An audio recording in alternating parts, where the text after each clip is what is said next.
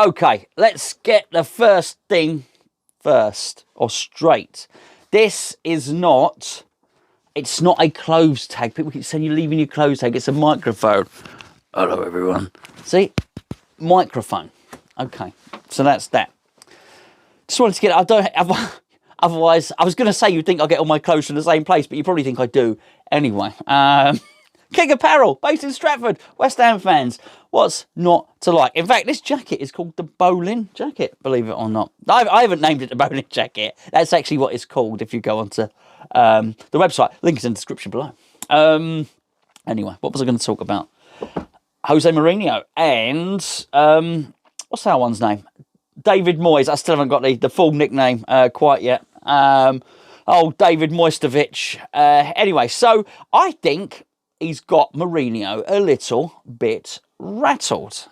Obviously, before the game, both managers have to sit down and do their weekly press conference Zoom call thingy.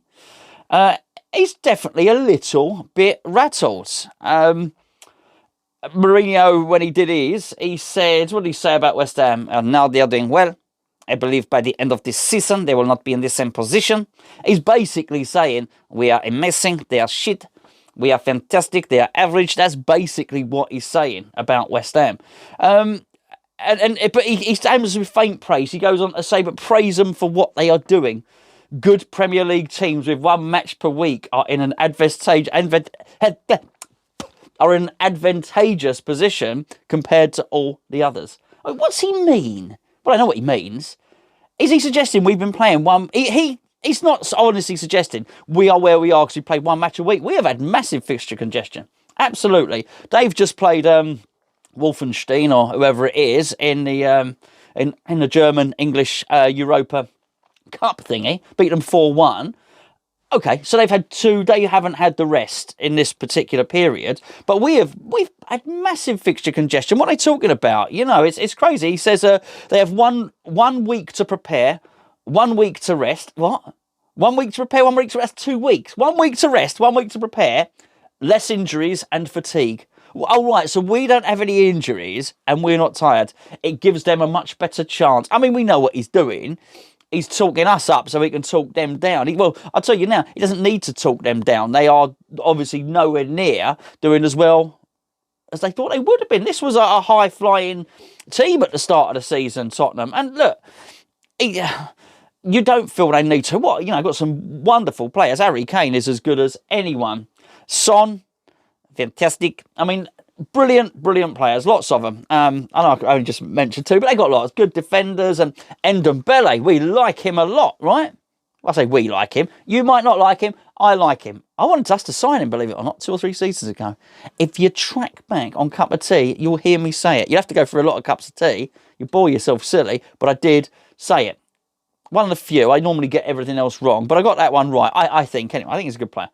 They've got very, very good players. Tottenham are more than capable of beating West Ham. Make no mistake about it. And there's that certain West Hamitis, as I like to call it, within ourselves that think, well, actually, we're in good form. They're in quite crap form. We should beat them. But you always think they're going to come back and bite you on the bum. But I do think that Moyes has got him rattled. I do think by the very fact that he's talking us down, suggesting we've had rest, we don't have injuries, we haven't had fixture congestion, that we'll drop down the table. I do like a bit of mind games. In fact, I thought it was the Premier League in many respects was better when Wenger and Rafa and Sir Alex Ferguson were all going at it. It's a nasty image, isn't it? Of course. But I feel that I quite liked that. I mean, Kevin Keegan lost his marbles at Sir Alex Ferguson and Dalglish was involved. I quite like the mind games. I don't mind them at all. I quite like it. But this is a bit like mind games paint by numbers version. This is the mind games of the schoolyard. And very, very transparent from Jose there. But anyway, I'm glad he's talking us up or talking us down because it means that he is probably worried about it. And I was just sort of flicking through the news. I've got to be honest with you. When I start, and I often do these videos and decide the day before what I'm going to talk about.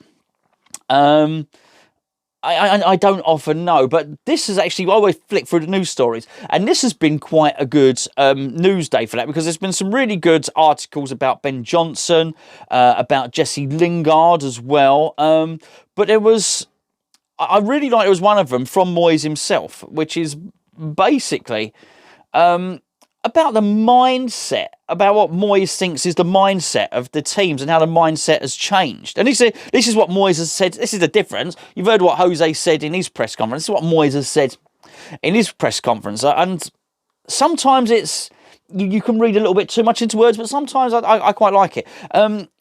Actually, it wasn't a press conference, sorry. This was his Evening Standard column. He said it's a difficult task, but if you recruit the right characters to your club, plus those that are already there, they can pass those standards on to the next group of players. Okay, so what he's talked about there is bringing new players in and changing the standards of the ones that are already there. Now, listen to what he goes on to say now. He said, one of the biggest things for me is to change the mentality of those that have been at the club for a long time. It's making a big difference. We'll go on to what he says afterwards. Okay, so by that, what can we glean from that? Well, he's basically saying anyone I bring in is going to have the right mentality. So, whatever, Bowen and Souček and Soufal, so on. I'm bringing them in. They've got the right mentality. I know they can do a job. But actually, it's the guys already at the club. They've had a switch of mentality. So who's he talking about? Well, let's just think about who he's not talking about, for starters. One of the biggest things is a change of mentality for those who have been at the club for some time. This is why I certainly believe he got Sebastian Haller out the door. And this is why I don't feel that there's a future for Felipe Anderson coming back. I need to have a closer look at what... I believe Felipe Anderson got back into the squad at Porto, but I'm not sure he's featured. So before we go too much into it, I need to go and check and see if that's happened. But I don't think it's just because Pellegrini brought those players in. There are other players that Pellegrini brought in who are doing, absolutely fantastically, absolutely fine. You don't certainly feel that he's had a problem with... Well, Fabianski came in under Pellegrini. It's not like he's got a problem with him, for instance. No, not at all. But you do look at Anderson, you do look at Haller and think, actually, the more you see Moyes' team develop, the more you think, actually, you didn't really have a place in there. And I never was one to call Sebastian Haller lazy. I really wasn't. But I don't think his body language helped. And I think that here's the thing. It's a sharpness and it's an urgency about him. And even if you looked at it in his stats at the end of the game and he'd run, a suitable number of yards or whatever the case may be, you felt he lacked urgency. You felt he lacked desire. And a lot of people say, that's just his body language. Well, I don't think Moyes wants that body language. I think he wants positive attitude, and he wants desire, and he wants urgency. So that's why those players get out the door. And I think what he's talking about is he's talking about people like Antonio, clearly. He's talking about people like Cresswell. Obviously, Declan Rice. Declan Rice is not going to be come into question because his work ethic and his attitude is just absolutely spot on. But it's players like Ogbonna, and it's the point I made the other day. This Ogbonna now is, I think it's fair to say that probably for, 15, 16, 17, 18, something like that, for 3 odd years, it felt to me like Ogbonna was a bit part player. He came in, he did well, but he would be out the team for a little bit, and then someone else would come in and they would do well. I felt sometimes Ogbonna had a calamity nature about him. You never thought that he was the first choice centre-half. I feel that's very much a recent thing, but to the later years of his West Ham career. And I do think that's down to the system, and I do think that's down to the coaching he's clearly received. But this is what Moyes is saying, that actually, these are players that have really sort of bought into what he's trying to project and what he's trying to do. So there's a number of them already at the club. He's thinking, okay, well, this is great. I can work with you. You boys, I can do. I do wonder what it means for someone like Lanzini. Well, I did before the last game and the Sheffield United game, and I think certainly we skirted over it a little bit on this channel, I would say, because immediately after the game I wanted to talk about Jesse Lingard and Jared Bowen, and then also after that I particularly wanted to talk about Ben Johnson. I released 2 videos on this channel on that day. And I think Lanzini was really an interesting one, just purely because he hadn't... It was a surprise to everybody to see him start in that team. I think that's clear. No one expected him to start against Sheffield United. Obviously, changed formation. We suspected this strikerless system was likely because we knew it was sketchy whether Antonio be involved. But for Lanzini to be the chosen one in the centre rather than any host of any other players, any other sort of blend, I thought was quite surprising. Now, I do think he carried the ball well. I think he does dribble quickly, and he eats up ground very, very quickly with the ball at his feet. I don't ever really notice, I know I sort of go on about speed and the pace of players. One thing about Lanzini, he doesn't look any difference in his pace when he's travelling the ball or whether he's travelling without the ball. There are a lot of players who are quite paced when they haven't got the ball. At the moment they have to take the ball with them, they slow down for two reasons, I think. Number one is because a lot of them look at the ball when they're travelling, and two, because their ball control's not that good. I don't find Lanzini's like that. He travels as quick with the ball as he does without it. But I also thought he was just tracking back constantly. Remember I said the other day when we were talking about Ben Johnson, and I said I got the feeling that when Ben Johnson gets the old clipboard from Kevin Nolan, is told where to stand, and when they're working on training, Ben Johnson will do exactly what he's told. I bet Ben Johnson's heat map it looks exactly how it's meant to look, if you know what I mean. I bet there's very, very little tactically they have to tell him.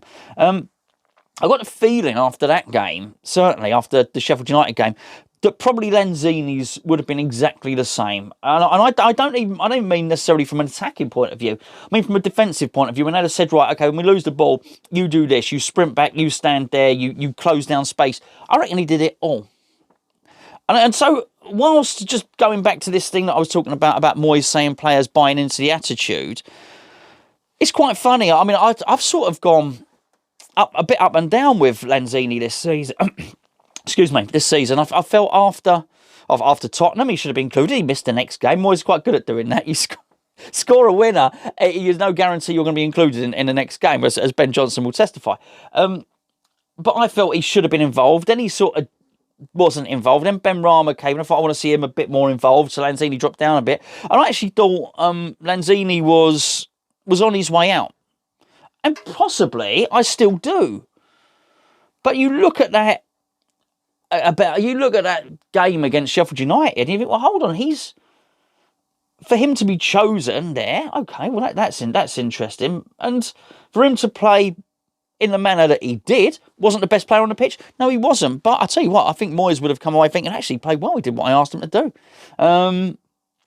I just wonder, and I certainly look at Moyes talking about these few players who are buying into his philosophy. I mean, Lanzini may well be one of these. I don't know. I think it's very, very interesting. I mean, certainly you look at what he's brought in Jesse Lingard, and one of the other articles. Well, I'm not going to go on about the Lingard one now because it's maybe I'll do it later on. Maybe I'll do a separate, just a quick one later on. Maybe we'll do a little live video or something like that.